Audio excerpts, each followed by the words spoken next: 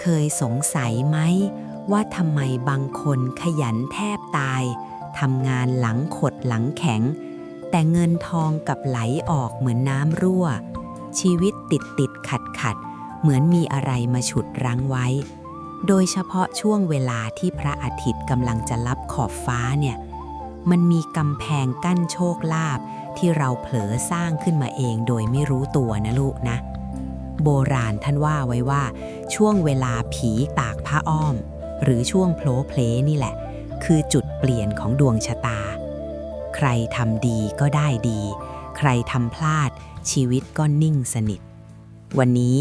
ยายจะถอดรหัส5สิ่งต้องห้ามที่ห้ามทำเด็ดขาดตอนเย็น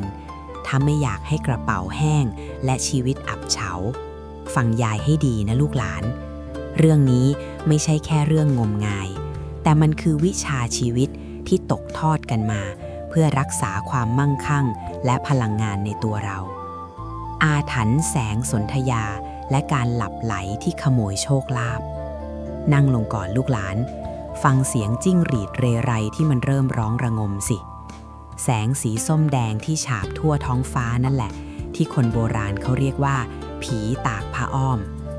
มันเป็นเวลาที่โลกมนุษย์กับโลกวิญญาณมันมาบรรจบกันพอดีนะลูกช่วงเวลานี้แหละที่มีข้อห้ามสำคัญที่สุดอย่างหนึ่งคือห้ามนอนหลับยายจำได้ดีสมัยยายยังเด็กพอเห็นใครล้มตัวลงนอนตอนพระอาทิตย์จะตกดิน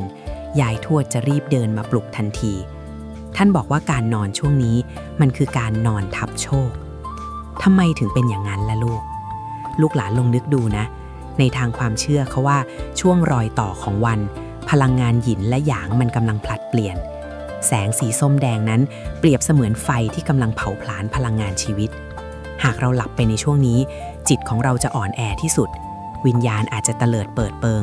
หรือที่คนโบราณเขาเรียกว่าผีตากโวยมันจะมาฉุดเอาวิญญาณเราไปหรือทำให้เราตื่นมาด้วยอาการมึนงงพร่ามัวเหมือนคนไม่มีสติสตังค์พอคนเราขาดสติการตัดสินใจเรื่องเงินทองหรือการงานในวันถัดไปมันก็รวนไปหมดในเชิงกุศโลบายนะลูก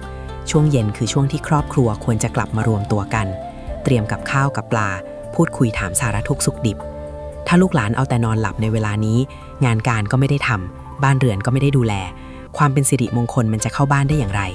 การนอนในเวลาที่คนอื่นเขาตื่นมาเตรียมตัวรับวันใหม่หรือจัดการภาระหน้าที่ให้เสร็จสิ้นมันคือสัญลักษณ์ของการขี้เกียจและการละทิ้งโอกาสยายบอกเลยว่าคนที่ชอบนอนตอนเย็นมักจะเป็นคนที่พลาดโอกาสดีๆในชีวิตเสมอเพราะในช่วงที่จักรวาลกำลังหมุนเปลี่ยนพลังงานคุณกลับปิดสวิตช์ตัวเองซะอย่างนั้นแถมการนอนตอนเพลาะเพลเนี่ยตื่นมาหัวมันจะหนักอารมณ์จะบูดบึ้งยายเคยเห็นมาเยอะแล้วใครนอนช่วงนี้ตื่นมาชอบทะเลาะกับคนในบ้านพอใจหมองหูตาก็ไม่ผ่องใสโชคลาภที่ไหนเขาจะอยากวิ่งเข้าหาเงินน่ะเขาชอบอยู่กับคนที่สดชื่นมีชีวิตชีวามีพลังงานไหลเวียนดีๆลูกหลานจำไว้นะอย่าปล่อยให้ความง่วงชั่วคราวมาขโมยความเฮงไปจากชีวิตเราเด็ดขาดถ้าเหนื่อยนักก็แค่ล้างหน้าล้างตาหาอะไรอุ่นๆทานแล้วรอให้มืดค่ำเสียก่อนค่อยพักผ่อนตามกาลเทศะแต่เจ้าความมืดนี่แหละลูกหลานเอ๋ยมันพกพาเอาสิ่งที่น่ากลัวกว่าความง่วงมาด้วยโดยเฉพาะไม้กวาดที่วางอยู่ตรงมุมบ้านนั่นน่ะเจ้ารู้ไหมว่าการขยับไม้กวาดผิดเวลาเพียงครั้งเดียวอาจจะหมายถึงการกวาดเอาเงินล้านออกจากบ้านไปโดยไม่รู้ตัวเลยทีเดียวไม้กวาดเจ้ากรรมและการกวาดทรัพย์ทิ้งลงถังขยะเอาขยับมาฟังยายต่อเรื่องนอนน่ะแค่จุดเริ่มต้นแต่เรื่องการกวาดบ้านตอนเย็นหรือตอนกลางคืนนี่สิที่เป็นเรื่องใหญ่ที่ลูกหลานสมัยนี้มองข้ามกันจังยายเห็นหลานบางคนทำงานกลับมาค่ำมืดก็คว้าไม้กวาดมาทำความสะอาดบ้านทันทียายเห็นแล้วหัวใจจะวายลูกเอ๋ยโบราณเขาถือหนักถือหนาว่าห้ามกวาดบ้านหลังพระอาทิตย์ตกดินเพราะมันคือการกวาดโชคลาภและเงินทองที่สะสมมาทั้งวันทิ้งไปหมดลูกหลานลองจินตนาการตามยายนะสมัยก่อนเราไม่มีไฟฟ้าสว่างไสวเหมือนตอนนี้มีแต่แสงตะเกียงแสงริบหรี่การกวาดบ้านในที่มืดมันมองไม่เห็นหรอกว่าเรากวาดอะไรออกไปบ้างของมีค่าชิ้นเล็กชิ้นน้อยหรือแม้แต่เหรียญที่อาจจะตกอยู่บนพื้นก็ถูกกวาดรวมไปกับกองขยะหมด แต่นั่นเป็นเพียงแค่เปลือกนอกลูกหลาน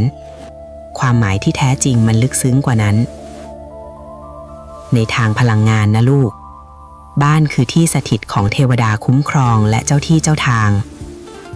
ท่านว่าช่วงค่ำคืนเป็นเวลาที่เทพเจ้าแห่งโชคลาภจะเข้ามาประทานพรและสำรวจความเรียบร้อยการที่ลูกหลานเอาไม้กวาดมาสะบัดไปมามันเป็นการสร้างฝุ่นฟุ้งกระจายรบกวนความสงบและที่สำคัญไม้กวาดน่ะมันเป็นของต่ำที่ใช้จัดการกับสิ่งสกปรกการกวาดบ้านในเวลาที่ควรจะสงบนิ่งมันเหมือนการขับไล่พลังงานดีๆออกไปจากบ้านคนโบราณเขาจึงเปรียบเลยว่าเหมือนกวาดเงินกวาดทองทิ้งนั่นแหละอีกอย่างหนึ่งนะลูกหลานการกวาดบ้านตอนกลางคืนมันส่งผลต่อจิตวิทยาเราด้วยพอกลับมาถึงบ้านแทนที่จะได้พักผ่อนปรับสมดุลอารมณ์ให้สงบกลับต้องมาเหนื่อยกับงานบ้านพลังงานในตัวเรามันจะลุ่มร้อนพอเราทำด้วยความหงุดหงิดความมืดก็ทำให้เราทำงานได้ไม่ดีบ้านก็ไม่สะอาดจริงแถมยังสร้างบรรยากาศที่น่าอึดอัดกับคนในบ้านด้วยยายมักจะสอนเสมอว่ากลางวันทำงานให้เต็มที่กลางคืนให้รักษาใจให้สงบถ้าลูกหลานอยากมีเงินเหลือใช้อย่าไปกวาดมันทิ้งตอนกลางคืนเลยลูกให้จัดการเสียตั้งแต่ตอนเช้าหรือตอนกลางวันที่แสงแดดยังจ้าอยู่แสงแดดจะช่วยฆ่าเชื้อโรคและเสริมพลังมงคลให้กับพื้นบ้านพอเรากวาดบ้านเสร็จในตอนกลางวันบ้านจะดูโปร่งโล่งสบายตาพร้อมรับทรัพย์ที่จะไหลเข้ามาตลอดทั้งวันแต่ถ้าเจ้ายังดื้อดึงกวาดบ้านตอนค่ำคืนบ่อยๆเจ้าจะสังเกตได้เลยว่าทำงานได้เงินมาเท่าไหร่มันจะมีเรื่องให้ต้องจ่ายออกไปแบบไร้สาระเสมอเหมือนฝุ่นที่ถูกกวาดทิ้งไปนั่นแหละแล้วนอกจากเรื่องไม้กวาดแล้วนะลูกหลานมีอีกสิ่งหนึ่งที่อันตรายไม่แพ้กันคือการปล่อยให้เสียงสะอื้นหรือหยาดน้ำตามาเปื้อนใบหน้าในช่วงเวลาที่พระอาทิตย์ลับขอบฟ้าเพราะนั่นไม่ใช่แค่เรื่องของอารมณ์แต่มันคือการอัญเชิญความอัปมงคลให้เข้ามาเกาะกลุ่มดวงชะตาของเจ้าไปอีกนานแสนนานเลยล่ะหยาดน้ำตาใต้แสงสนธยาและการเชื้อเชิญความอัปมงคลที่ยายทิ้งท้ายไว้เมื่อกี้เรื่องเสียงร้องไห้ตอนพระอาทิตย์จะลับขอบฟ้านะลูกหลานฟังดูเหมือนเรื่องธรรมดาที่ใครๆก็เป็นกันได้ใช่ไหมล่ะเวลาเราเหนื่อยจากนานเจอเรื่องแย่ๆมาทั้งวันพอกลับมาถึงบ้านในเวลาที่แสงสีส้มเริ่มจางหายความเหงาความเศร้ามันก็มักจะถาโถมเข้ามาแต่ยายจะบอกให้ว่าในทางโบราณกาลท่านถือเป็นเรื่องที่อันตรายต่อวาสนาอย่างยิ่งการที่ลูกหลานปล่อยให้น้ำตาไหลอาบแก้มในช่วงเวลาเปลี่ยนผ่านของวัน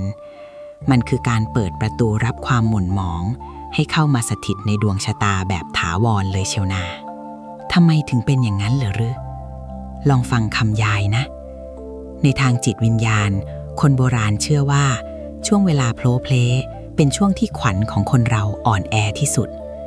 ขวัญคืออะไรล่ะลูกหลานขวัญก็คือพลังชีวิตที่คุ้มครองเราอยู่นี่แหละเมื่อไหร่ที่เราร้องไห้ด้วยความโศกเศร้าเสียใจในยามเย็นพลังงานลบมันจะดึงดูดเอาสิ่งที่ไม่ดีที่ล่องลอยอยู่ในบรรยากาศช่วงรอยต่อของโลกวิญญาณให้เข้ามาใกล้ชิดเรามากขึ้นท่านว่าพวกสัมภเวสีหรือวิญญาณที่หิวโหยโชคลาภเขามักจะมองหาคนที่ใจตกเมื่อเห็นใครนั่งร้องไห้สะอึกสะอื้นในช่วงแสงผีตากผ้าอ้อมเขาจะคิดว่าคนคนนั้นยอมแพ้ต่อโชคชะตาแล้วและนั่นแหละคือนาทีที่ความโชคดีจะถูกพรากจากไปยายจำได้สมัยยายเป็นสาวๆมีพี่สะใภ้คนหนึ่งชอบนั่งทอดถอนใจร้องไห้เสียใจเรื่องวาสนาตัวเองทุกเย็นตรงบันไดบ้านยายทวดของยายท่านเห็นเข้าท่านจะดุเสียงหลงเลยท่านบอกว่าเองอยากจะยากจนไปตลอดชีวิตด้วยไงถึงได้เอาความเศร้ามาทาหน้าให้เทวดาท่านรังเกียจแบบนี้เพราะความเชื่อที่ว่าเทวดาประจำตัวท่านชอบความสดใสแสงสว่างและความรื่นเริงหากบ้านไหนมีเสียงร้องไห้ระงมในช่วงที่ท่านจะลงมาประทานพรท่านก็จะหันหลังกลับทันทีเพราะถือว่าบ้านนั้นไม่มีที่ว่างสำหรับความเป็นมงคลถ้าจะมองในแง่ของกุศโลบายและจิตวิญญาณนะลูกหลานการเริ่มต้นหัวค่ำด้วยความเศร้ามันส่งผลต่อสมองและจิตใจเราอย่างรุนแรงเพราะเรานอนไปพร้อมกับน้ำตาจิตใต้สำนึกมันจะบันทึกแต่ความทุกข์ตื่นเช้ามาลูกหลานจะรู้สึกหนักอึ้งไม่มีแรงกายแรงใจจะไปทำอาหารกินหน้าตาจะดูหมองคล้ำไร้ราศีซึ่งไอ้ราศีนี่แหละคือแม่เหล็กดึงดูดเงินทองใครที่หน้าบึ้งหน้าตึง ร้องไห้เป็นนิดตอนเย็นผิวพรรณมันจะแห้งเหี่ยวจิตใจมันจะหดหู่พอไปเจรจาค้าขายหรือทำงานกับใครเขาก็ไม่อยากคุยด้วยโอกาสดีๆในชีวิตมันก็หลุดลอยไปหมด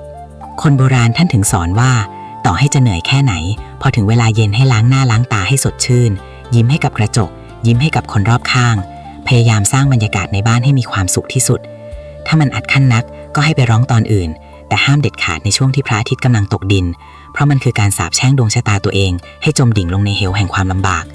ลูกหลานต้องรู้จักกักเก็บอารมณ์เพื่อรักษาพลังงานมงคลไว้ในตัวให้ได้แล้วนอกจากเรื่องน้ำตาที่ห้ามหลั่งไหลแล้วเนี่ยอีกอย่างหนึ่งที่คนโบราณเขามักจะใช้คำพูดขู่ให้กลัวจนเป็นตำนานเล่าขานกันมานั่นก็คือการร้องเพลงในครัว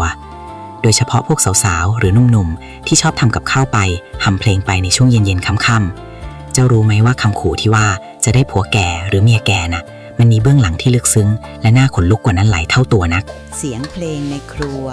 และอาถรรพ์แม่เตาไฟที่ขโมยความมั่งคั่งเรื่องที่ยายจะเล่าต่อไปนี้มันฟังดูขบขันในสายตาคนสมัยใหม่แต่สำหรับคนรุ่นยาย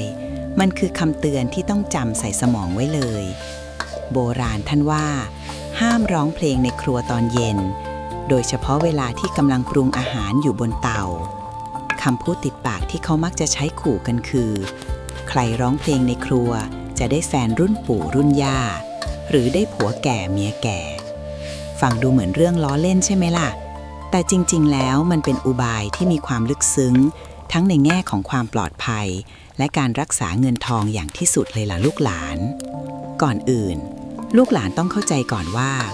ครัวในสมัยโบราณคือหัวใจของบ้านคือที่สถิตของแม่เตาไฟหรือรุกขเทพที่คอยดูแลความอิ่มหนำสำราญของคนในครอบครัวการทำอาหารในช่วงเย็นคือช่วงเวลาที่ต้องใช้สมาธิสูงที่สุดเพราะแสงสว่างมักจะมีน้อยการถือมีดการจับฟืนการกะประมาณเครื่องปรุงทุกอย่างต้องเป๊ะถ้าลูกหลานมัวแต่ร้องเพลงเพลินจิตใจมันจะล่องลอยตามทำนองเพลงไปสมาธิในการทำอาหารก็เสียไปลูกหลานลองนึกดูสิถ้ามัวแต่ร้องเพลงจนลืมดูไฟอาจจะลามไหม้บ้านได้หรือมัวแต่เอื้อนเอ่ยทำนองเพลงจนทำมีดบาดมือ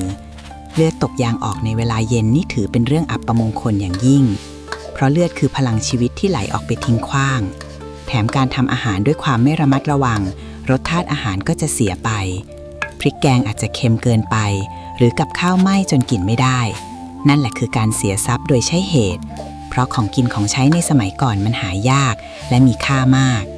การทำอาหารเสียหนึ่งมื้อหมายถึงความสิ้นเปลืองที่ยอมรับไม่ได้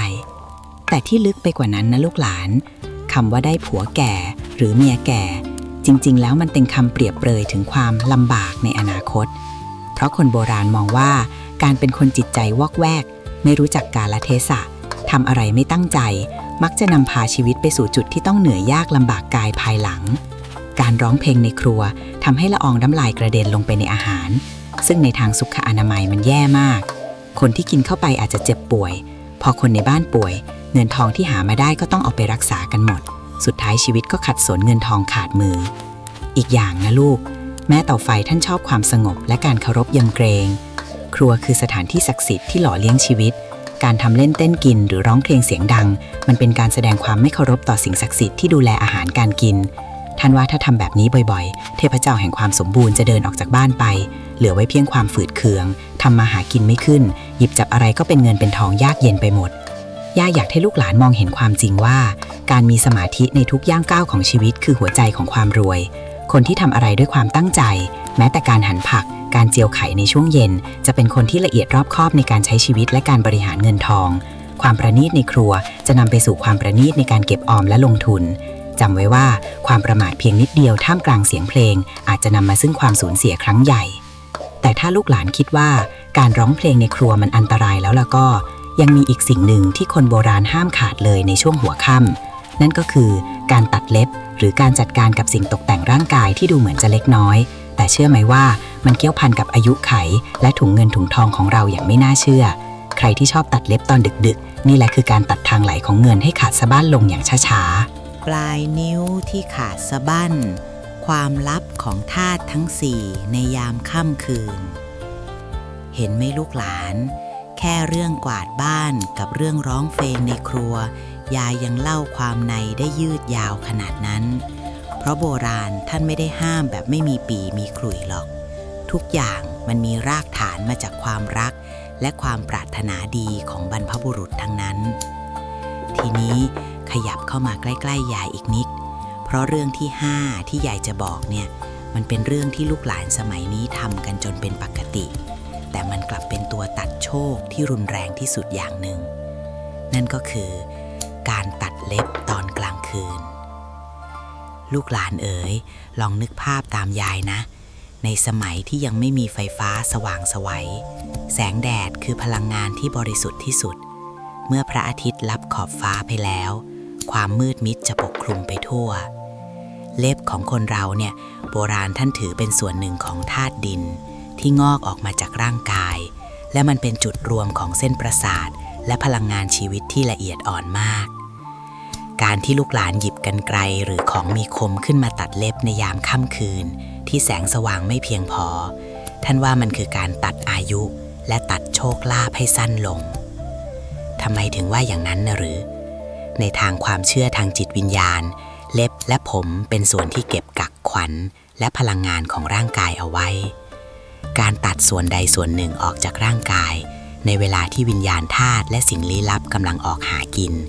มันเหมือนกับการเราปล่อยชิ้นส่วนของตัวเองให้กระจายไปในความมืดท่านว่าดวงวิญญาณของบรรพบุรุษที่คอยปกป้องรักษาเราอยู่ท่านจะตกใจและไม่พอใจอย่างมากเพราะในอดีตการตัดเล็บตอนกลางคืนมักจะทำให้นิ้วได้รับบาดเจ็บเลือดตกยางออก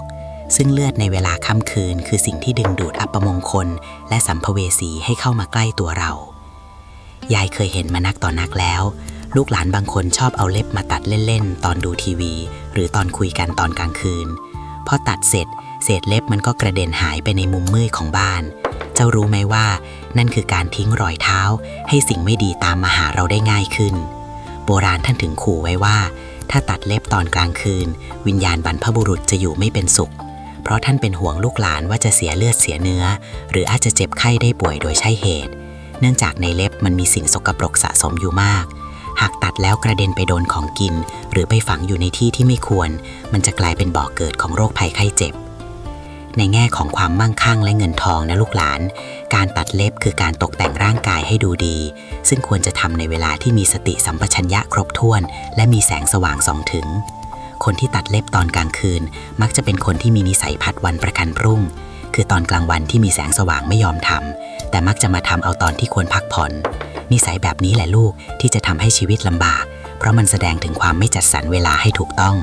คนที่ไม่รู้จักกาลเทศะในการดูแลตัวเองมักจะบริหารจัดการเงินทองได้ไม่ดีตามไปด้วยลูกหลานลองสังเกตดูสิคนที่รวยจริงและมีความสุขอย่างยั่งยืนเขาจะเข้านอนด้วยความสงบไม่มานั่งทำอะไรกุกกักที่เป็นของมีคมในยามค่ำคืนหรอกเพราะเขารู้ว่าช่วงเวลานี้คือช่วงเวลาของการเก็บสะสมพลังงานไม่ใช่การตัดทอนการตัดเล็บคือการตัดทอนสิ่งที่งอกออกมาจากตัวเราถ้าตัดผิดเวลาเงินทองที่ควรจะงอกเงยมันก็ถูกตัดจบไปกลางคันเหมือนเล็บที่ขาดออกจากนิ้วนั่นแหละยิ่งถ้าวันไหนเป็นวันพระหรือวันสำคัญทางจันทรคติด้วยแล้วการตัดเล็บตอนกลางคืนยิ่งถือเป็นเรื่องต้องห้ามอย่างที่สุด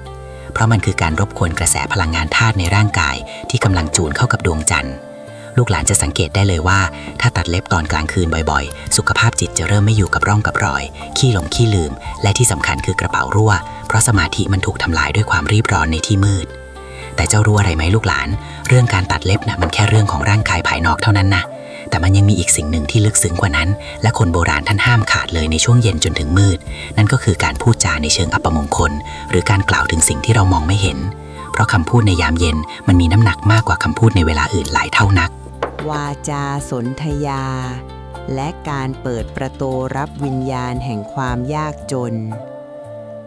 จากเรื่องตัดเล็บที่ยายเล่าไปลูกหลานคงพอจะเห็นภาพแล้วใช่ไหมว่าทุกอย่างมันอยู่ที่กาลเทศะและสติทีนี้เรามาคุยกันเรื่องที่สำคัญไม่แพ้กันเลยนั่นคือเรื่องคำพูดของเรานี่แหละลูกหลานเอ๋ยโบราณท่านสอนนักสอนหนาว่าห้ามพูดเรื่องผีเรื่องความตาย หรือเรื่องความยากจนข้นแค้นในช่วงเวลาโพลเพลจนถึงตอนหัวค่ำเพราะคำพูดในช่วงเวลานี้เปรียบเสมือนการอัญเชิญสิ่งเหล่านั้นให้เข้ามามีตัวตนในชีวิตเราจริงๆลูกหลานอาจจะสงสัยว่าทำไมต้องเป็นเวลาเย็นละยายก็เพราะว่าช่วงเวลาที่แสงกำลังจะหมดไปและมืดมิดเข้ามาแทนที่เป็นช่วงที่โลกมนุษย์กำลังเข้าสู่สภาวะกึ่งสว่างกึ่งมืดในทางจิตวิทยาและจิตวิญญาณมันคือช่วงที่แนวกั้นระหว่างจิตสำนึกกับจิตใต้สำนึกมันบางลงมากที่สุดสิ่งที่ลูกหลานเอ่ยปากออกมาในเวลานี้มันจะหยั่งรากลึกลงไปในใจและแผ่กระจายออกไปรอบตัวเหมือนควันที่พุ่งออกจากปากสมัยยายยังสาวยายเคยเห็นคนข้างบ้านชอบมานั่งบ่นเรื่องหนี้สินบ่นว่าตัวเองยากจนบ่นว่าวันนี้ขายของไม่ได้เลยในช่วงเย็นที่หน้าบ้านยายทวดของยายท่านจะรีบเดินไปบอกเลยว่าอย่าพูดคำนั้นออกมาตอนนี้นะแม่นะเทวดาท่านกำลังจดบันทึกโชคลาภอยู่นะท่านเชื่อว่าช่วงเย็นเป็นเวลาที่เจ้าที่เจ้าทางหรือเทวดาประจำบ้านท่านจะออกมาตรวจตราความเป็นไปของคนในปกครองถ้าท่านได้ยินแต่คำว่าไม่มีเงินลำบากตายแน่ๆท่านก็จะประทานพรให้เป็นไปตามนั้นจริงๆเพราะท่านถือว่าลูกหลานปรารถนาเช่นนั้นความน่ากลัวของเรื่องนี้คือวาจาสิทธิ์ลูกหลานลองนึกดูนะเวลาเราเหนื่อยจากการทำงานมาทั้งวันจิตใจเราจะล้าพลังงานในตัวเราจะต่ำพลังงานต่ำๆแบบนี้แหละที่มันจะไปจูนเข้ากับความขาดแคลนได้ง่ายที่สุดถ้าเรายิ่งไปตอกย้ำด้วยคำพูดที่ว่าหาเงินยากเหลือเกินหรือชีวิตนี้ไม่มีทางรวยในช่วงที่ตะวันตกดินมันเหมือนเรากำลังสร้างกำแพงขนาดใหญ่มาปิดกั้นทางไหลของเงินทองที่จะเข้ามาในวันพรุ่งนี้นอกจากเรื่องความยากจนแล้วเรื่องผีสางเทวดาหรือเรื่องลี้ลับเขาก็ไม่ให้พูดกันตอนเย็นนะลูกนะเพราะโบราณท่านว่าพูดถึงเสือเสือก็มาพูดถึงผีผีก็มายิ่งเป็นช่วงพระอาทิตย์ตกดินที่วิญญาณเริ่มออกเดินการเรียกชื่อหรือการพูดถึงเรื่องสยองขวัญมันคือการส่งสัญญาณเรียกสิ่งเหล่านั้นให้เข้ามาในบ้านพอพลังงานลี้ลับที่มองไม่เห็นเข้ามาวนเวียนอยู่รอบตัวเรามันจะทำให้ชีวิตเราหนักอึ้งทำอะไรก็ติดขัดเหมือนมีคนมาฉุดรั้งไว้ตลอดเวลายายอยากให้ลูกหลานลองเปลี่ยนใหม่นะลูกนะเพราะถึงเวลาเย็นไม่ว่าจะเหนื่อยแค่ไหนให้พูดแต่เรื่องดีๆเรื่องที่เป็นมงคลชื่นชมคนในบ้านขอบคุณอาหารที่อยู่บนโต๊ะขอบคุณเงินที่มีอยู่ในกระเป๋าแม้จะมีน้อยก็ให้ขอบคุณที่มีให้ใช้การพูดคำว่ามั่งมีโชคดีหรือมีความสุขในช่วงแสงโพลเพลมันคือการสะเดาะเคราะห์ไปในตัวและเป็นการสร้างเกราะป้องกันความอัปมงคลไม่ให้เข้าบ้านเจ้ารู้ไหมว่าคนที่เขาประสบความสำเร็จในชีวิตส่วนใหญ่เขาจะมีพิธีกรรมเล็กๆในตอนเย็นคือการให้กำลังใจตัวเองและครอบครัวเพราะเขาเข้าใจว่าความเงียบสงบในยามค่ำคืนคือกุญแจสำคัญที่จะเปิดประตูรับความมั่งคั่งในเช้าวันถัดไปถ้าลูกหลานเอาแต่ปล่อยให้คำพูดลบๆหลุดออกมาจากปากในยามนี้ต่อให้ขยันทำงานแทบตายเงินมันก็มักจะไปกองอยู่ที่คนอื่นหมดเพราะใจเรามันประกาศความจนออกไปแล้วแต่ความลับที่ยิ่งใหญ่กว่าคำพูดนั้นนะลูกหลานคือสิ่งที่ซ่อนอยู่ในความมืดของบ้านเราเองนั่นแหละโดยเฉพาะมุมอับและของสะสมที่เราวางทิ้งไว้โดยไม่สนใจสิ่งเหล่านี้หากปล่อยให้มืดมิดเกินไปในช่วงเย็นมันจะกลายเป็นหลุมดำที่ดูดเอาทรัพย์สินของเราให้หายไปได้อย่างรวดเร็วอย่างที่ลูกหลานคาดไม่ถึงเลยล่ะเงาสลัวในมุมอับและหลุมดำที่กลืนกินทรัพย์สินแสงแดดข้างนอกเริ่มจะกลายเป็นสีม่วงคล้ำเข้าไปทุกทีแล้วนะเห็นไหมว่าพอแสงธรรมชาติมันเริ่มหมดลงมุมไหนของบ้านที่มันเคยดูธรรมดาตอนกลางวันตอนนี้มันกลับดูมืดทึมและน่าอึดอัดขึ้นมาทันทีเรื่องที่ยายจะเล่าต่อไปนี้ มันเป็นความลับที่คนทำมาค้าขายในสมัยก่อนเขาถือกันนัก นั่นก็คือการปล่อยให้บ้านมีมุมมืดอับในช่วงโผล่เพลจนถึงตอนหัวค่ำเพราะมุมเหล่านั้นแหละลูกหลานเอ๋ยมันคือหลุมดำที่จะคอยดูดเอาโชคลาภและความคล่องตัวของเงินทองให้หายวับไปกับตาลูกหลานลองกวาดสายตามองไปรอบๆบ้านตอนนี้สิมีมุมไหนไหมที่กองไปด้วยของรกๆมีมุมไหนไหมที่หลอดไฟขาดแล้วยังไม่ได้เปลี่ยนหรือมีซอกไหนที่ฝุ่นจับหนาเตอะจนมองไม่เห็นพื้นผิวเดิมโบราณท่านเปรียบมุมอับเหล่านี้เหมือนกับทางตันของกระแสลมในทางความเชื่อไทยเดิมลมคือตัวแทนของโชคลาภที่ไหลเวียนอยู่ตลอดเวลา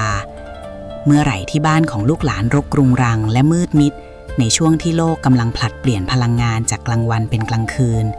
สิ่งที่เรียกว่าอัปปมงคลหรือพลังงานที่นิ่งสนิทมันจะเข้าไปเกาะกลุ่มมุมนั้นไว้ยายจำได้ว่าเมื่อก่อน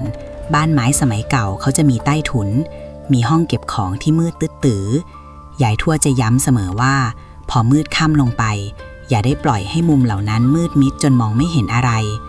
ท่านจะให้จุดตะเกียงหรือเปิดไฟสว่างๆไว้เสมอท่านบอกว่าความมืดในมุมบ้านมันเป็นที่อยู่อาศัยของเจ้าที่สายดำหรือพวกพลังงานตกค้างที่คอยจะขัดขวางไม่ให้เงินทองไหลเข้าบ้านถ้าบ้านใครรกและมืดตอนเย็นลูกหลานจะสังเกตได้เลยว่าทำมาหากินอะไรก็มักจะเจอทางตันอยู่เสมอเหมือนของที่วางกองกันระเกะระกะนั่นแหละมันขวางทางเดินเรายังไงมันก็ขวางทางเงินทองอย่างนั้นในเชิงกุศโลบายนะลูกหลานความมืดมักมาพร้อมกับสัตว์ร้ายและแมลงมีพิษช่วงโผล่เพลเป็นเวลาที่งูตะขาบหรือแมลงสาบจะเริ่มออกหากินถ้าบ้านลูกหลานรกและมืด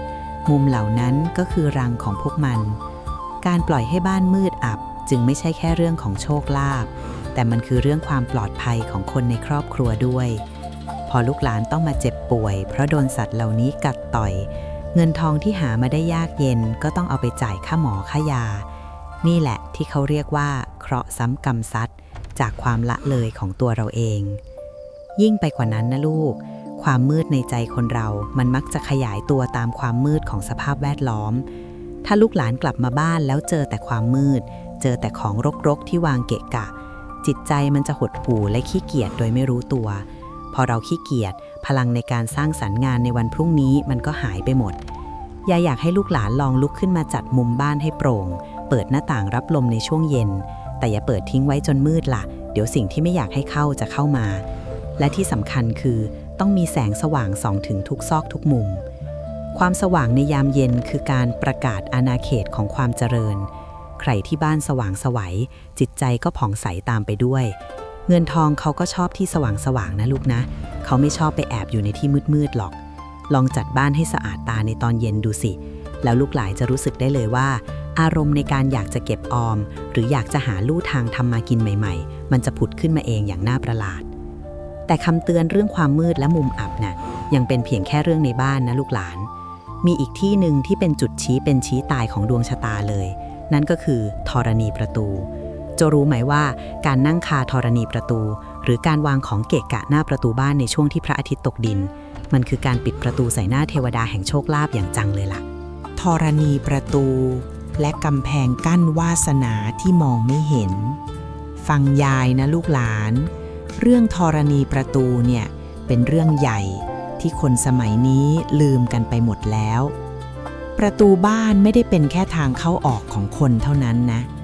แต่มันคือปากของบ้านที่ใช้รับลมรับแสงและรับทรัพย์สินเงินทองยายเห็นหลานๆบางคนชอบไปนั่งแหมะอยู่ตรงขอบประตูตอนเย็นๆนั่งพิงกรอบประตูเล่นโทรศัพท์หรือบางคนก็วางรองเท้ากองผเนินขวางทางเข้าบ้านไว้ยายจะบอกให้ว่านั่นแหละคือการสร้างกำแพงกั้นวาสนาให้ตัวเองโดยแท้โบราณท่านสอนไว้หนักหนาว่าห้ามนั่งขวางประตูตอนโผล่เพลท่านเปรียบประตูเหมือนท่อส่งพลังงานเมื่อพระอาทิตย์ตกดินลมเย็นๆที่พัดเข้ามาช่วงแรกน่ะเขาเรียกลมมงคลที่จะนำพาความชุ่มเย็นมาสู่บ้านแต่ถ้ามีใครไปนั่งขวางไว้ รือมีสิ่งของรกๆวางกั้นไว้ พลังงานดีๆเหล่านั้นมันก็เข้าบ้านไม่ได้พอมันเข้าไม่ได้มันก็สะท้อนกลับไปหาเพื่อนบ้านหรือไปที่อื่นหมดเหลือไว้เพียงความร้อนรุ่มและอึดอัดอยู่ในบ้านของเราเองลูกหลานเคยสังเกตไหมว่าบ้านไหนที่หน้าประตูสะอาดสะอ้านมีแสงไฟสว่างไสวและไม่มีใครไปยืนออกันอยู่ตรงทางเข้าคนในบ้านนั้นมักจะมีหน้าตาที่สดใสและทำมาค้าขึ้นนั่นเป็นเพราะทางเดินของโชคมันสะดวกไงลูกในทางจิตวิทยาประตูบ้านคือด่านแรกที่เราเห็นเมื่อกลับถึงบ้านถ้าทางเข้ามันรกรุงรังจิตใจเราจะรับรู้ถึงความวุ่นวายตั้งแต่ยังไม่ก้าวเข้าบ้านเลยพอมันสะสมไปทุกวันจิตใจเราก็จะมีแต่ความเหนื่อยล้าพลังในการไปสู้รบตบมือกับงานข้างนอกมันก็หดหายไปคนโบราณท่านยังมีเรื่องเล่าขานกันว่าตรงธรณีประตูจะมีพระอินทร์รักษาหรือเทวดาผู้ปกปักรักษาบ้านเรือนสถิตอยู่การที่เราไปนั่งทับหรือไปวางของสกปรกทับท่านในช่วงเวลาที่ท่านต้องออกมาปฏิบัติหน้าที่รักษาความสงบยามค่ำคืนมันเป็นการลบหลู่และทำให้ท่านไม่สามารถแผ่บารมีคุ้มครองเราได้พอไม่มีบารมีคุ้มครองสิ่งอัปมงคลที่ล่องลอยมากับลมหนาวช่วงเย็นมันก็แทรกซึมเข้าบ้านได้ง่ายใครที่ชอบนั่งขวางประตูตอนเย็นๆมักจะเจ็บออดๆแอดๆหรือมีเรื่องให้เสียเงินแบบกระทันหันอยู่เสมอแล้วไม่ใช่แค่เรื่องนั่งนะลูกหลานการปิดประตูบ้านก็ต้องดูเวลาให้ดียายมักจะสอนเสมอว่าอย่าปิดประตูบ้านเร็วเกินไปตอนที่พระอาทิตย์ยังไม่ลับขอบฟ้าเพราะมันเป็นการปิดรับโอกาสแต่ในขณะเดียวกันก็อย่าเปิดทิ้งไว้จนดึกดื่นมืดค่ำเพราะมันจะเป็นการเชิญแขกไม่ได้รับเชิญให้เข้ามาสถิตในบ้านทุกอย่างต้องมีความพอดีมีจังหวะจะโคนเหมือนการบริหารเงินทองนั่นแหละลูกหลานลองไปเช็คดูนะว่าหน้าบ้านตอนนี้มีอะไรขวางทางอยู่หรือเปล่ารองเท้าที่ถอดทิ้งไว้เปะปะนั่นน่ะจัดให้เข้าที่สิลูกถังขยะที่วางคาประตูอยู่ก็เลื่อนออกไปไกลๆหน่อยทำให้หน้าบ้านเปิดรับสิ่งดีๆให้เต็มที่ในช่วงแสงสุดท้ายของวัน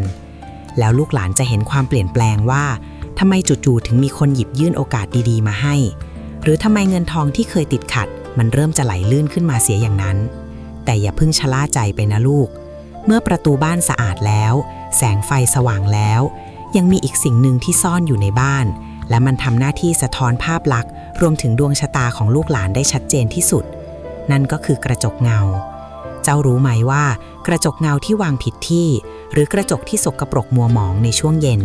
มันมีอำนาจในการบิดเบือนโชคลาภจากบวกให้กลายเป็นลบได้ภายในพริบตาเลยทีเดียวเงาสะท้อนในกระจกวิเศษและการซ้อนทับของมิติโชคลาภแสงตะเกียงดวงนี้อาจจะวูบวาบไปบ้างตามแรงลมแต่มันก็ทำให้เราเห็นความจริงที่ซ่อนอยู่ในเงามืดได้ชัดขึ้นนะลูกเมื่อกี้ยายทิ้งท้ายไว้เรื่องกระจกเงาใช่ไหมล่ะเจ้ารู้ไหมว่าในบรรดาเข้าของเครื่องใช้ในบ้าน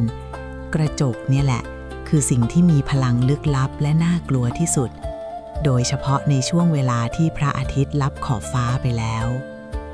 โบราณท่านไม่ได้มองว่ากระจกเป็นเพียงแก้วใสที่เอาไว้ส่องหน้าหรอกนะลูก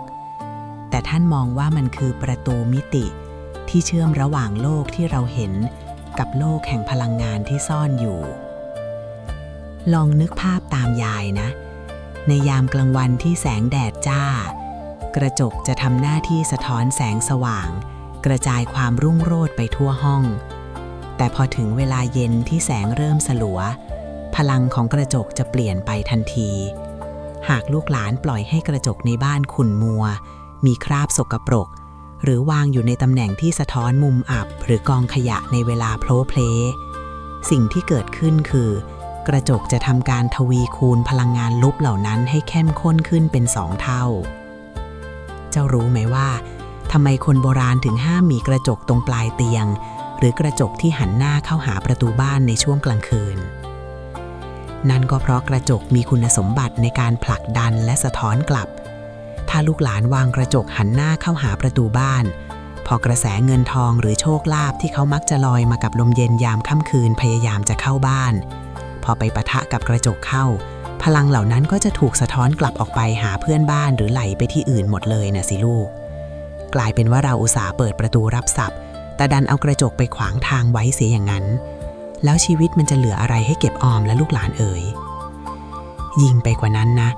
ในช่วงเย็นที่จิตใจเราเริ่มอ่อนล้าจากการทำงาน การไปยืนเพ่งมองกระจกนานๆในที่มืดสลัวมันจะทำให้เราเห็นเงาที่บิดเบือนไปจากความเป็นจริง คนโบราณท่านขู่ไว้ว่าห้ามส่องกระจกตอนกลางคืนเดี๋ยวจะเห็นหน้าคนอื่นคำขู่นี้มันแฝงไปด้วยความจริงที่ว่าจิตใต้สำนึกของคนเราเมื่อเห็นเงาตัวเองในที่มืดมันจะสร้างจินตนาการที่น่ากลัวขึ้นมา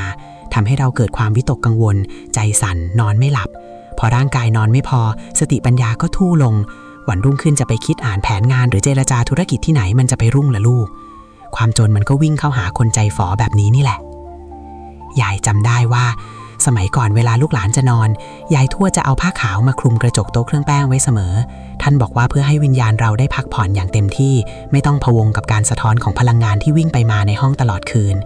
มันคือการรักษาราศีของเราให้ผ่องใสอยู่เสมอคนที่มีราศีดีหน้าตาอิ่มเอิบแม้ในยามหลับนั่นแหละคือคนที่มีบุญวาสนาและดึงดูดเงินทองได้ดีที่สุดลูกหลานลองไปสำรวจกระจกในบ้านดูนะถ้ามันมัวก็เช็ดให้ใสถ้ามันวางขวางทางทรัพย์ก็เลื่อนตำแหน่งเสียอย่าปล่อยให้เศษเสี้ยวของความมืดในกระจกมาขโมยความร่ำรวยของเจ้าไปเพราะนอกจากเรื่องกระจกที่สะท้อนเงาแล้วยังมีเรื่องของผ้าผ่อนท่อนสบีที่เราสวมใส่กันอยู่นี่แหละจะรู้ไหมว่าการจัดการกับเสื้อผ้าในช่วงเวลาพระอาทิตย์ตกดินนั้นมันเกี่ยวพันกับความอับโชคอย่างรุนแรงจนลูกหลานคาดไม่ถึงเลยล่ะผ้าผ่อนที่ถูกลืมทิ้งกลางน้ำค้างและสัญญาณของหนี้สินฟังยายนะลูกหลานเรื่องกระจกน่ะมันคือการสะท้อนพลังงานแต่เรื่องการตากผ้าทิ้งไว้ข้ามคืนหรือการซักผ้าตอนเย็นนี่แหละคือตัวการใหญ่ที่ทำให้เงินทองรั่วไหลและชีวิตพบกับความยากลำบากอย่างแท้จริงโบราณท่านเตือนหนักเตือนหนาว่าห้ามตากผ้าข้ามคืนโดยเฉพาะผ้าที่ซักในช่วงพระอาทิตย์ตกดินไปแล้วท่านว่ามันคือการตากรับเคราะห์และเป็นการเรียกความอัปมงคลให้เข้ามาเกาะกินร่างกายเราลูกหลานอาจจะสงสัยว่าแค่ผ้าเปียกๆมันจะไปเกี่ยวอะไรกับโชคลาภใช่ไหมล่ะฟังยายให้ดีนะในทางความเชื่อโบราณน้ำค้างในยามค่ำคืนไม่ได้เป็นเพียงแค่น้ำที่กลั่นตัวมาจากอากาศแต่มันมีพลังงานที่เรียกว่าหยินหรือความเย็นยะเยือกที่นิ่งสนิทเมื่อผ้าที่ควรจะแห้งด้วยแสงแดดอันเป็นพลังงานมงคล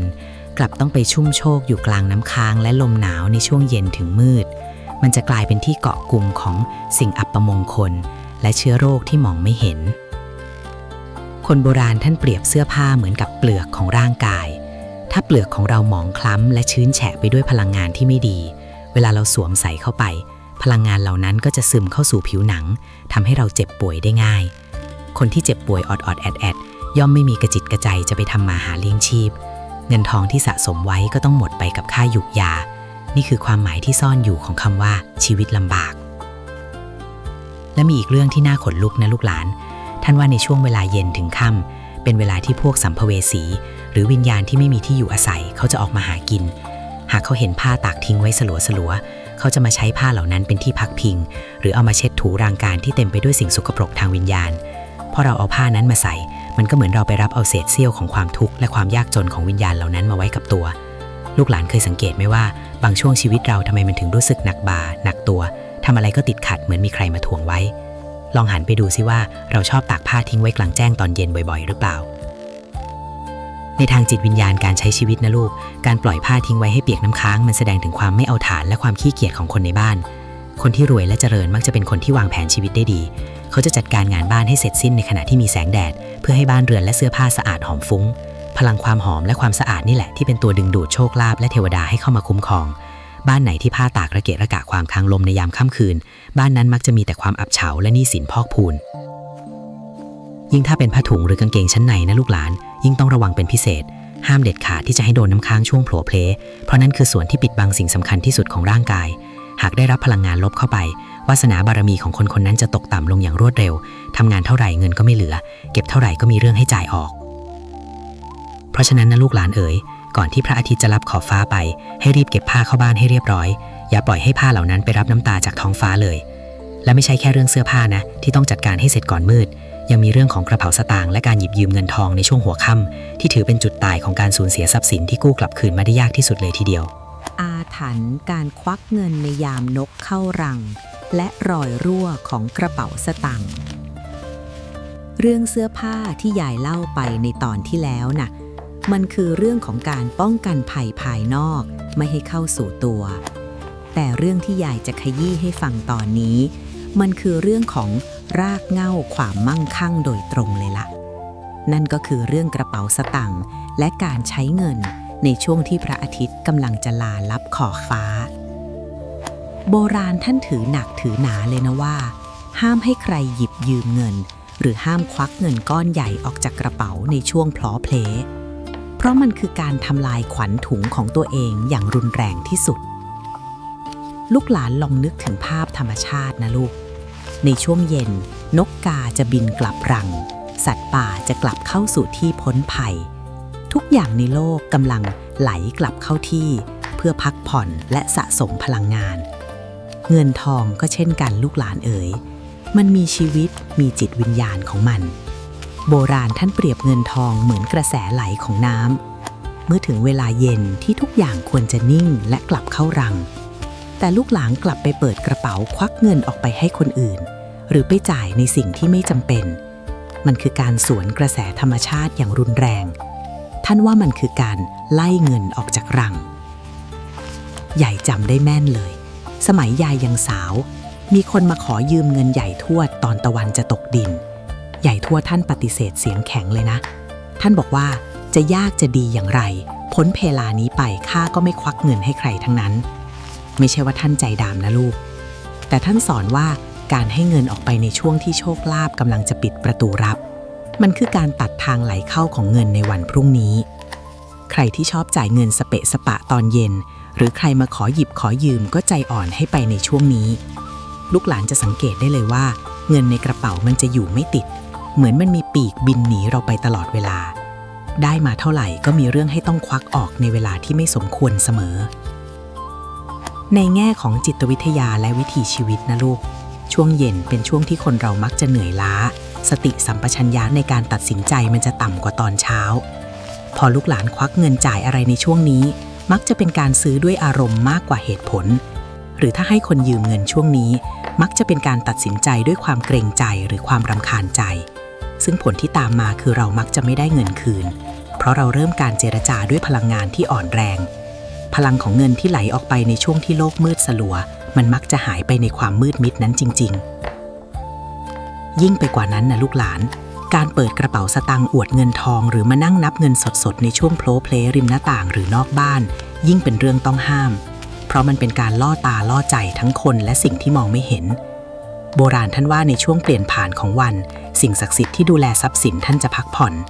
การเอาเงินมานับโชว์ลมโชว์แล้งในช่วงนี้จะทำให้นางกวักหรือแม่นางกวักทรัพย์ท่านเคืองใจว่าเราโอ้อวดเกินพิกัดท่านจะเลิกดึงดูดเงินใหม่ๆเข้ามาหาเราแล้วปล่อยให้เงินเก่าค่อยๆมาลายหายไปตามกาลเวลาลูกหลานต้องรู้จักการเก็บเงียบในยามค่ำคืนนะลูกเงินทองนะเขาชอบอยู่ในที่ที่ปลอดภัยและสมกลมนิ่งในเวลาพักผ่อนถ้าลูกหลานอยากมีเงินใช้ไม่ขาดมือพอถึงเวลาเย็นปุ๊บให้เช็คกระเป๋าสตางค์จัดระเบียบธนบัตรให้เรียบร้อยแล้วปิดกระเป๋าเก็บเข้าที่ให้มิดชิดอย่าได้เที่ยวเอาออกมาแกว่งหรือควักจ่ายโดยไม่จำเป็นเด็ดขาดการทำแบบนี้คือการบอกกับจักรวาลว่า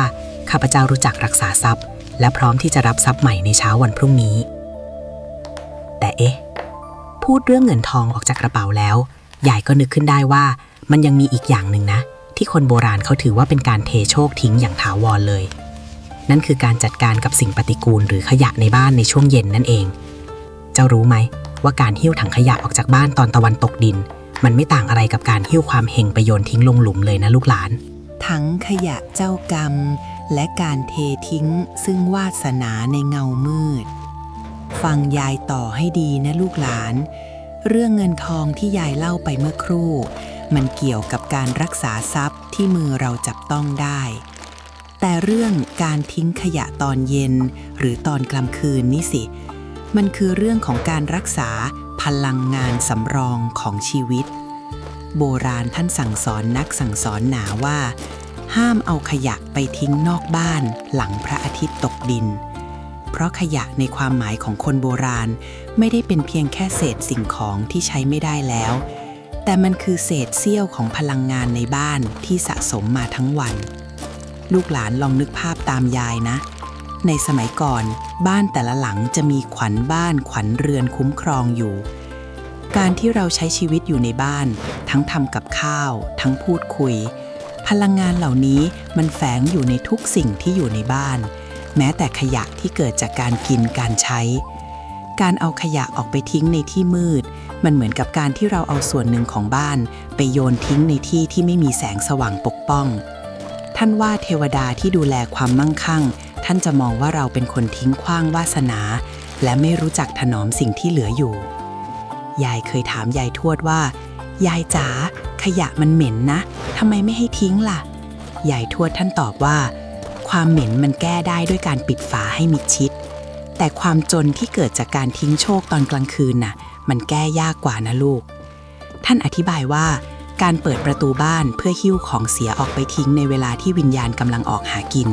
มันคือการเปิดโอกาสให้ความอับโชคหรือสิ่งที่เขาเรียกกันว่าพระราหูเข้าแทรกมันแทรกตัวสวนทางกับขยะเข้ามาในบ้านเราได้ง่ายๆในเชิงกุศโลบายและจิตวิญญาณนะลูกหลานการทิ้งขยะตอนกลางคืนมันสะท้อนถึงการขาดการวางแผนถ้าลูกหลานเป็นคนเอาใจใส่และมีสมาธิลูกหลานควรจะจัดการขยะให้เสร็จสิ้นตั้งแต่ตอนเช้าเพื่อให้บ้านสะอาดรับแสงแดดการมาทิ้งตอนกลางคืนมันทั้งอันตรายเพราะมองไม่เห็นทางอาจจะเหยียบสัตว์มีพิษหรือแม้แต่การไปรบกวนความสงบของเพื่อนบ้านและสิ่งศักดิ์สิทธิ์รอบตัวการทำอะไรกุกกักในความมืดมันสร้างพลังงานแห่งความวุ่นวายซึ่งขัดกับพลังงานของเงินทองที่ชอบความสงบนิ่งและสะอาดสะอ้านลูกหลานสังเกตดูสิคนที่ทำมาหากินรุ่งเรืองจริงๆบ้านเขาจะสะอาดตั้งแต่วันยันค่ำพอมืดลงปุ๊บทุกอย่างจะถูกจัดเก็บเข้าที่เข้าทางอย่างเป็นระเบียบขยะจะถูกรวบรวมใส่ถังที่มีฝาปิดมิดชิดอยู่มุมหนึ่งของบ้านรอเวลาที่พระอาทิตย์ขึ้นในวันพรุ่งนี้เพื่อนำไปทิ้งพร้อมกับแสงสว่างการกระทำแบบนี้คือการรอคอยจังหวะที่ถูกต้องคนที่รู้จังหวะในการทิ้งของเสียย่อมเป็นคนที่รู้จังหวะในการลงทุนและเก็บออมเงินทองมีเรื่องเล่าลี้ลับอีกอย่างนะลูกท่านว่าขยะที่ทิ้งไปตอนกลางคืนน่ะพวกสัมภเวสีเขาชอบนักเพราะมันมีกลิ่นอายของความเป็นมนุษย์หลงเหลืออยู่มากการที่เขามากินหรือมาวนเวียนอยู่ที่กองขยะหน้าบ้านเรามันจะทำให้ทางเข้าของบ้านเต็มไปด้วยรังสีแห่งความทุกข์ยากพลังงานเหล่านี้จะคอยขัดขวางไม่ให้โชคลาภก้อนใหญ่เข้ามาถึงตัวเจ้าใครที่ทิ้งขยะตอนมืดบ่อยๆมักจะรู้สึกว่าทำไมชีวิตมันตันคิดอะไรไม่ค่อยออกหรือเจอแต่เรื่องหม่นหมองกวนใจตลอดเวลาดังนั้นนะลูกหลานเอ๋ยก่อนที่แสงสุดท้ายจะหมดไปให้จัดการบ้านเรือนให้เรียบร้อยอะไรที่ต้องทิ้งก็ทิ้งเสียตั้งแต่ตอนที่มีแสงแดดส่องถึงแต่ถ้าไม่ทันจริงๆก็ให้เก็บไว้ในบ้านก่อนปิดฝาให้สนิทแล้วรอเช้าวันใหม่ค่อยว่ากันเพราะการอดใจรอเพื่อความสิริมงคลนั้นมันมีค่ามากกว่าการรีบร้อนทิ้งแล้วเอาความอัปมงคลเข้าบ้านเป็นไหนๆแต่เจ้ารู้อะไรไหมนอกจากการทิ้งขยะที่เป็นรูปธรรมแล้วยังมีการเป่านกหวีดหรือผิวปากในยามค่ำคืนด้วยนะที่ถือเป็นเสียงเรียกความพินาศมาสู่ครอบครัว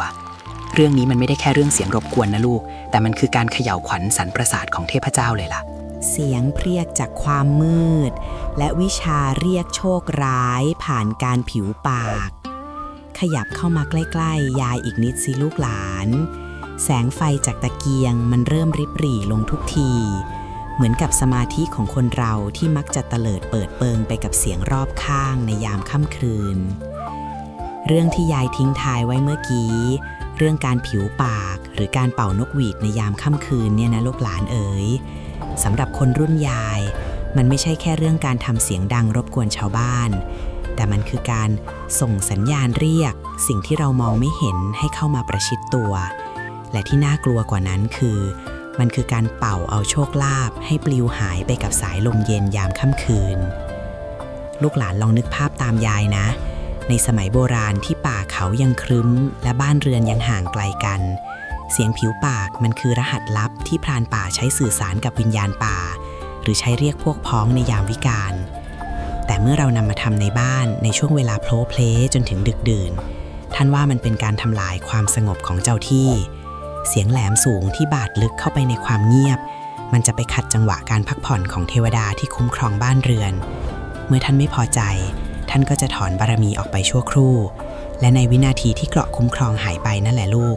พลังงานลบที่ล่องลอยอยู่ภายนอกจะไหลเข้าสู่บ้านของเจ้าทันทียายจำได้ว่ามีครั้งหนึ่งเพื่อนเล่นของยายสมัยเด็กๆชอบผิวปากเล่นตอนนั่งเล่นอยู่ใต้ถุนบ้านยามค่ำยายทวดของยายท่านรีบเอาผัดไม้ไผ่ตีก้นเปรี้ยงเลยนะท่านบอกว่าจ จะเรียกผีมาแบ่งข้าวในหม้อกินหรือยังไงท่านสอนว่าการผิวปากในความมืดมันเหมือนกับการเราเปิดไฟส่องสว่างในโลกวิญญาณทำให้สิ่งที่ควรจะอยู่นอกบ้านเขามองเห็นทางเข้ามาหาเราได้ง่ายขึ้นพลังงานเหล่านี้เมื่อเข้ามาแล้วเขาไม่ได้มาตัวเปล่าลูกหลานเขาพกพาเอาความหม่นหมองและความขัดสนมาด้วยใครที่ชอบผิวปากตอนกลางคืนมักจะพบว่าตื่นมาแล้วอารมณ์ไม่ดีการงานติดขัดหรือจู่ๆก็มีเรื่องต้องเสียเงินโดยใช้เหตุในทางกุศโลบายและจิตวิทยาที่ลึกซึ้งนะลูกหลานการผิวปากหรือการทำเสียงดังแหลมเล็กในยามค่ำคืนมันสะสมนิสัยความฟุ้งซ่านคนที่รวยและมั่นคงมักจะเป็นคนที่รู้จักเก็บงำพลังงานและมีความสงบสยบความเคลื่อนไหวการที่ลูกหลานทำตัวร่าเริงเกินพิกัดในเวลาที่ควรจะสำรวมจิตใจมันแสดงถึงการขาดสติเมื่อสติกระเจิงสตางค์ก็กระจุยลูกหลานเอ๋ยเพราะเจ้าจะขาดความรอบคอบในการมองเห็นโอกาสที่แท้จริงมัวแต่ไปหลงละเริงกับเสียงลมปากที่ไม่มีตัวตนนอกจากเรื่องเสียงเรียกจากปากแล้วนะลูกหลานยังมีอีกเรื่องหนึ่งที่คนโบราณเขาถือสามากนั่นคือการทำเสียงดังปกเป๊กในครัวหรือการตำน้ำพริกตอนกลางคืนเจ้ารู้ไหมว่าเสียงสากกระทบครกในยามที่พระอาทิตย์ลับขอบฟ้านั้นมันมีความหมายที่น่าขนลุกเกี่ยวกับการตำเอาความจนมาใส่ตัวอย่างไร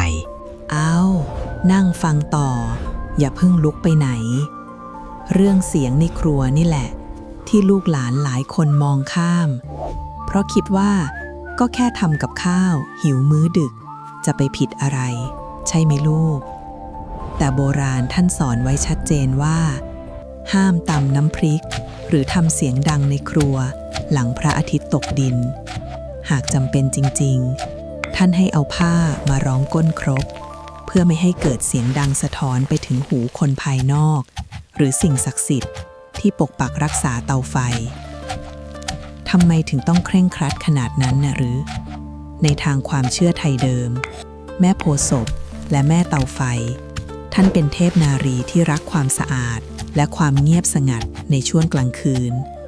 การที่ลูกหลานลงมือตำน้ำพริกเสียงดังโป๊กโป๊กในยามวิกาลมันคือการปลุกพลังงานที่ควรจะพักให้ตื่นขึ้นมาด้วยความตกใจท่านว่าเสียงสากกระทบครกที่ดังสนั่นในความเงียบมันคือเสียงแห่งการแตกหักและแหลกล้านใครที่ทำแบบนี้บ่อยๆจะสังเกตได้ว่าเงินทองที่หามาได้มักจะถูกป่นออกไปเหมือนพริกในครกนั่นแหละเก็บออมไม่อยู่มีเรื่องให้ต้องควักออกไปจัดการจนเกลี้ยงกระเป๋าเสมอยายเคยเห็นบ้านหนึ่งนะลูกหลานชอบทำกับข้าวตอนดึกๆเสียงตำน้ำพริกดังลั่นไปถึง3 บ้าน 8 บ้านยายทวดท่านมองแล้วถอนหายใจท่านว่าบ้านนี้จะรวยได้แค่ตอนสว่างพอมืดก็จมลงดินเพราะเขาไม่รู้จักรักษาความสมดุลของพลังงานในบ้านครัวคือถุงเงินถุงทองของบ้านการทำให้ครัวสั่นสะเทือนด้วยเสียงกระแทกกระทันในยามค่ำคืนคือการเขย่าถุงเงินให้น้อยลงไปเรื่อยๆถ้ามองในเชิงความจริงของยุคนั้นนะลูกหลานการทำเสียงดังในครัวตอนกลางคืนมันเป็นการประกาศให้โจรขโมยหรือคนที่มีจิตคิดไม่ดีรู้ว่าบ้านนี้ยังมีคนตื่นอยู่และมีอาหารการกินสมบูรณ์เป็นการล่อเป้าให้เกิดพยันตรายและในอีกแง่หนึ่งมันคือการรบกวนการพักผ่อนของคนในบ้านเมื่อคนในบ้านนอนหลับไม่สนิทเพราะเสียงดังพรุ่งนี้เช้าก็จะตื่นมาทำงานด้วยร่างกายที่ไม่พร้อมสมองที่มึนงงย่อมนำไปสู่การตัดสินใจที่ผิดพลาดในการทำธุรกิจหรือการงานสุดท้ายความยากจนก็คลืบคลานเข้ามาเพราะประสิทธิภาพในการหาเงินมันลดลงนั่นเองลูกหลานต้องเข้าใจว่าความมั่งคั่งมันมาจากความประณีตนะลูกคนที่ทำอะไรเงียบเชียบรู้จักกาลเทศะจะเป็นคนที่เก็บรายละเอียดของชีวิตได้ดีกว่าการเตรียมอาหารควรทำให้เสร็จสรรพในตอนเย็นที่แสงยังอยู่แต่ถ้าต้องทำจริงๆก็ต้องทำด้วยความสำรวมและระมัดระวังที่สุดอย่าปล่อยให้เสียงการทำมาหากินในครัวกลายเป็นเสียงทำลายโชคลาภไปเสียเองแต่ลูกหลานเอ๋ยนอกเหนือจากเสียงในครัวแล้วยังมีอีกสิ่งหนึ่งที่เป็นข้อห้ามข้อสุดท้ายที่รุนแรงที่สุดและเกี่ยวพันกับทางเดินของเงินโดยตรงนั่นคือการจัดการกับน้ำในยามค่ำคืนเจ้ารู้ไหมว่าการปล่อยให้น้ำไหลทิ้งหรือการทำเรื่องบางอย่างเกี่ยวกับน้ำในช่วงพระอาทิตย์ตกดินมันคือการเทน้ำเทท่าเอาโชคชะตาที่ดีทิ้งไปอย่างไม่ยั้งเม่นกลับเลยทีเดียวพระแม่คงคาในเงามืดและหยดน้ำที่พัดพาความมั่งคั่งให้เหือดแห้งฟังเสียงน้ำที่หยดลงมาจากชายคาหรือเสียงน้ำในตุ่มสิในความเงียบสงบของยามค่ำคืนเสียงน้ำมันดังกังวานกว่าตอนกลางวันนะว่าไหมเรื่องสุดท้ายที่ยายจะบอกซึ่งเป็น1 ใน 5สิ่งต้องห้ามที่สำคัญที่สุด ก็คือเรื่องของการจัดการน้ำในยามเย็นถึงค่ำโบราณท่านสอนไว้ว่าห้ามเทน้ำทิ้งซีซัวหรือห้ามปล่อยให้น้ำไหลทิ้งโดยไร้ประโยชน์หลังตะวันตกดินเพราะน้ำคือตัวแทนของความลื่นไหลของเงินทองและคือร่างกายของพระแม่คงคาผู้ประทานชีวิตลูกหลานลองนึกดูนะในสมัยก่อนน้ำไม่ได้หาง่ายๆเหมือนตอนนี้ต้องไปหาบมาจากคลองหรือรองน้ำฝนน้ำจึงเป็นสิ่งศักดิ์สิทธิ์ที่หล่อเลี้ยงชีวิตการที่ลูกหลานเอาซักผ้าหรือล้างจานแล้วเทน้ำทิ้งโครมลงไปบนพื้นดินในที่มืดท่านว่ามันคือการขัดลาบอย่างรุนแรงเพราะในความมืดเรามองไม่เห็นหรอกว่าน้ำที่เทลงไปนั้นไปถูกตัวอะไรเข้าบ้างโบราณท่านขู่ไว้ว่าอาจจะไปราดรถดลวิญญาณที่มาอาศัยอยู่ตามร่มไม้หรือตามพื้นดินทำให้เขาโกรธแค้นแล้วมาขัดขวางทางทำมาหากินของเรายายทวดเคยสอนยายว่าก่อนจะเทน้ำทิ้งตอนมืดให้กล่าวขอขมาและบอกกล่าวสิ่งศักดิ์สิทธิ์ก่อนเสมอแต่ทางที่ดีที่สุดคืออย่าหาเรื่องเทน้ำทิ้งในยามวิกาลเลยลูกเพราะน้ำที่ไหลออกจากบ้านในยามที่โลกนิ่งสนิทมันคือสัญลักษณ์ของการที่เงินทองจะไหลออกแบบไม่มีทางกู้คืนลูกหลานเคยเห็นบ้านไหนที่ท่อประปารั่วตอนกลางคืนแล้วไม่ยอมซ่อมไหมท่านว่านั่นแหละคือรูรั่วของดวงชะตายิ่งปล่อยให้น้ำไหลทิ้งไปในความมืดเท่าไหร่วาสนาความมั่งมีของเจ้าก็จะแห้งขอดลงไปเท่านั้นในเชิงกุศโลบายนะลูกการทำอะไรเกี่ยวกับน้ำตอนกลางคืนมันอันตรายพื้นที่เปียกแฉะในความมืดมักจะทำให้คนลื่นล้มหรือเป็นที่รวมตัวของสัตว์มีพิษที่ชอบความชื้นพอลูกหลานบาดเจ็บหรือล้มป่วยจากความประมาทในที่มืดเงินทองที่หามาได้ก็ต้องละลายไปกับค่ารักษาพยาบาลนี่คือความจริงที่ซ่อนอยู่ในคำเตือนเรื่องการไม่ให้ยุ่งกับน้ำตอนดึกๆการจัดการน้ำให้เสร็จสิ้นในตอนที่มีแสงแดดจะช่วยให้บ้านแห้งสะอาดพลังงานในบ้านจะดูโปร่งและสว่างไสวซึ่งเป็นลักษณะของบ้านที่เรียกทรัพย์ลูกหลานจำไว้นะน้ำที่สะอาดและนิ่งสงบในที่เก็บน้ำยามค่ำคืนคือพลังงานที่สะสมความรวยแต่เจ้าน้ำที่ไหลทิ้งขว้างหรือน้ำที่เน่าขังในมุมมืดคือพลังงานที่บั่นทอนโชคลาภใครที่ชอบปล่อยให้จานชามแช่น้ำทิ้งไว้ค้างคืนไม่ยอมล้างเพราะคิดว่าขี้เกียจทำตอนเย็นยายบอกเลยว่านั่นคือการแช่ความจนไว้ในบ้านกลิ่นคาวและน้ำที่สกปรกจะดึงดูดพลังงานลบให้เข้ามาเกาะกลุ่มห้องครัวซึ่งเป็นคลังสมบัติของบ้านดังนั้นนะลูกหลานเอ๋ยก่อนจะล้มตัวลงนอนตรวจตราดูให้ดีว่าน้ำในบ้านถูกปิดสนิทหรือยังอะไรที่เปียกแฉะให้เช็ดให้แห้งทำให้บ้านมีพลังงานของความสะอาดและบริสุทธิ์ที่สุดเพื่อที่ว่าเวลาเทวดาท่านลงมาตรวจตราในยามวิกาลท่านจะได้ประทานพรให้เงินทองไหลมาเทมาเหมือนน้ำหลากในฤดูฝนแต่เป็นน้ำที่ไหลเข้าบ้านนะลูกไม่ใช่ไหลออก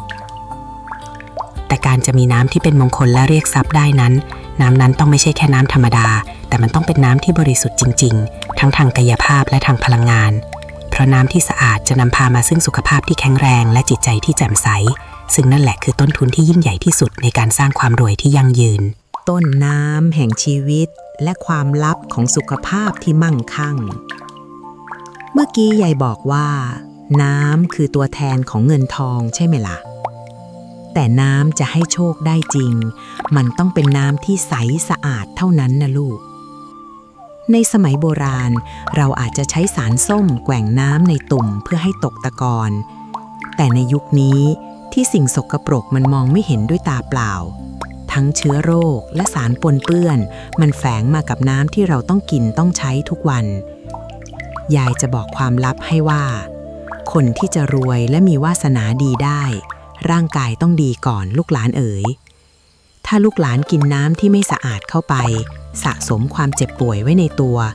ราศีในตัวมันจะหมองคล้ำทำมาหากินยังไงก็ไม่รุ่งเพราะร่างกายมันประท้วงยายถึงอยากจะแนะนำว่าการลงทุนกับสิ่งที่ช่วยให้เรามีน้ำดื่มที่สะอาดที่สุดในบ้านนั้นคือการลงทุนที่คุ้มค่ากว่าการซื้อหวยซื้อเบอร์เสียอีกนะลูก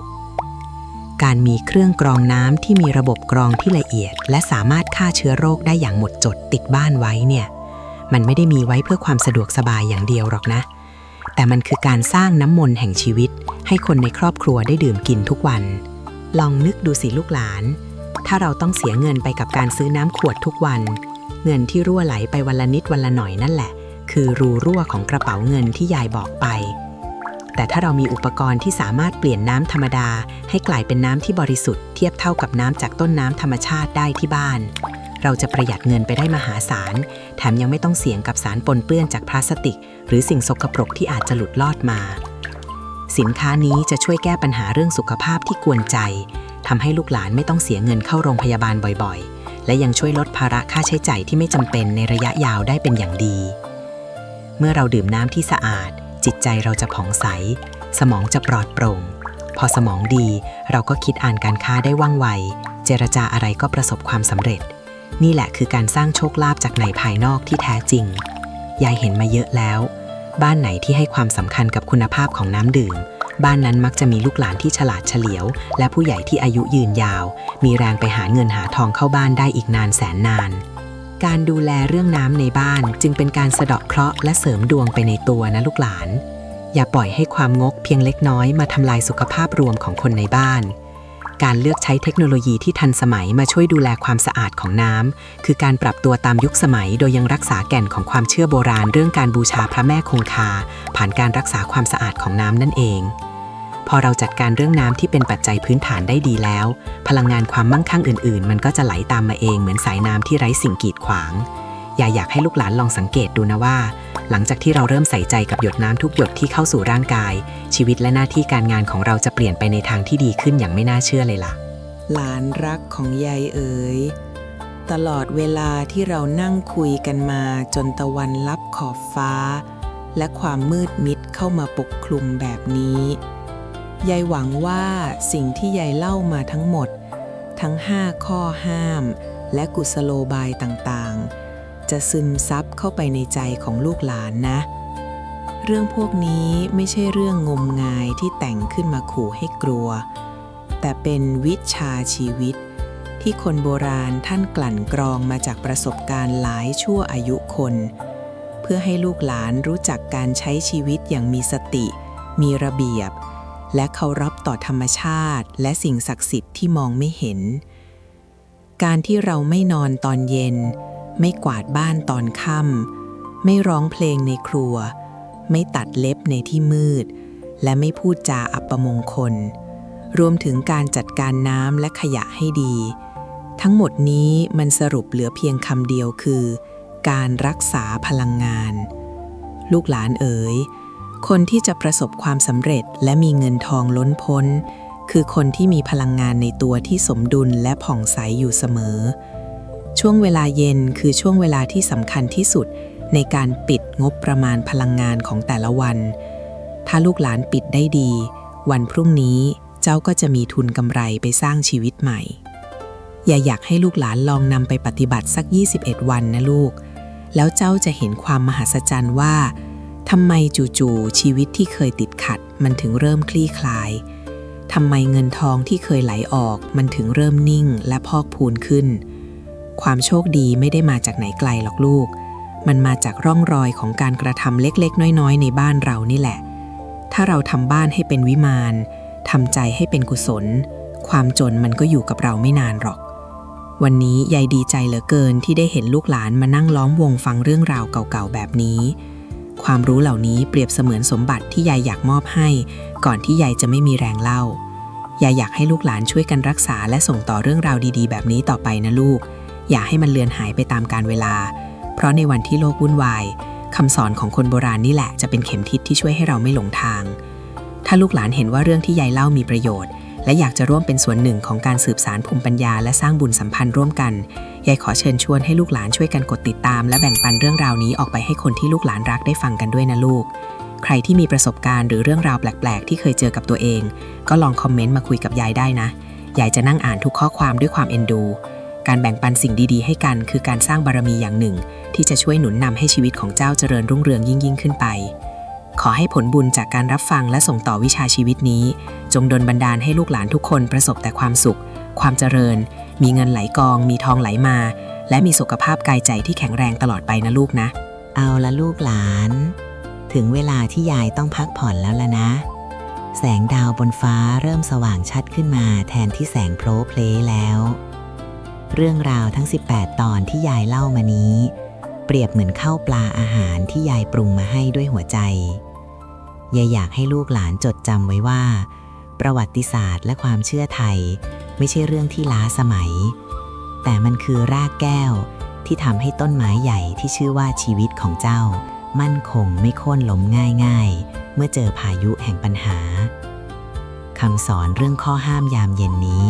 เป็นเพียงเสี้ยวหนึ่งของภูมิปัญญาไทยที่สอนให้เราถ่อมตัวต่อธรรมชาติและฉลาดในการใช้ชีวิตความจนและความลำบากจะกลัวคนที่มีระเบียบวินัย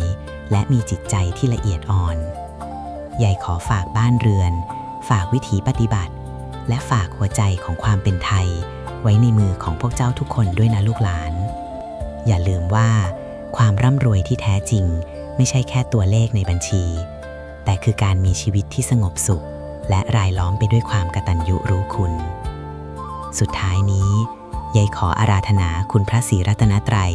และสิ่งศักดิ์สิทธิ์ทั้งหลายในสากลโลกรวมถึงบารมีของบรรพบุรุษไทยจงปกปักรักษาลูกหลานทุกคนให้แคล้วคลาดจากอุปสรรคทั้งปวง